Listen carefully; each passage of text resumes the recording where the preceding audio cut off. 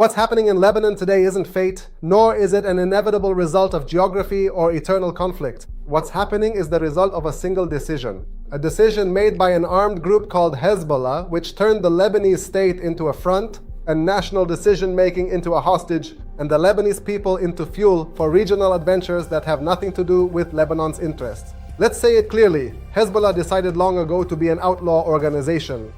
It hijacked the decision of war and peace, betrayed its own community first, and pushed people once again toward destruction, displacement, and collapse. And today, instead of holding accountable those who dragged us to the brink, there are those trying to market a narrative that acquits the decision maker and places all the blame on others. I reject this historical and moral forgery. The crime here is that an armed party took Lebanon to destruction by its own will, its own calculations, and its Iranian loyalty. And more dangerously, this decision wasn't in defense of Lebanon, but came once again in support of an Iranian regime that classifies itself as the protector of this region, while it's actually hostile to all the peoples of this region and has killed protesters by tens of thousands. This regime must not remain in the coming phase because it's a rogue, outlaw terrorist regime, and Hezbollah is its subordinate. The Lebanese state had previously pledged during the ceasefire to complete the process of state building and disarmament, but this didn't happen. And the main reason for that is that the deep state in Lebanon, made up of parties and political forces, protected Hezbollah because there's a shared responsibility.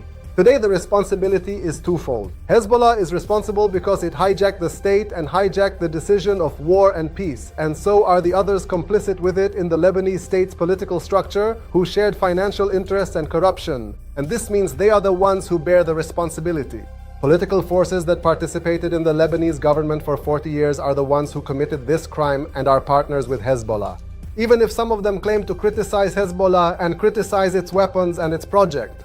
But deep down and under the table, there are important commonalities and shared interests between the two sides. Therefore, everyone must know, and this truth must be revealed. Hezbollah's weapons must come to an end. We must also build a new political class in Lebanon, that lying class that's a partner in money and corruption with Hezbollah, which coexisted with it and benefited from it. We must eliminate it, and it must end. Lebanon deserves a state. It deserves a single decision and a single weapon. Anything else is a crime against the Lebanese people.